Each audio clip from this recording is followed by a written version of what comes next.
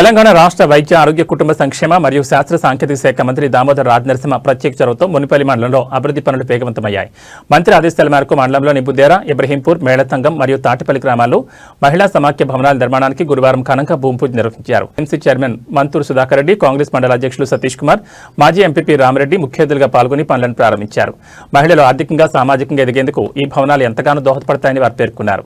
ఈ కార్యక్రమంలో ఆయా గ్రామాల సర్పంచులు లేగల అశోక్, కె మల్లేశం, కె లక్ష్మి, రాములు మరియు ఉప సర్పంచులు, కాంగ్రెస్ నాయకులు, మహిళా సంఘాల సభ్యులు పెద్ద సంఖ్యలో పాల్గొన్నారు.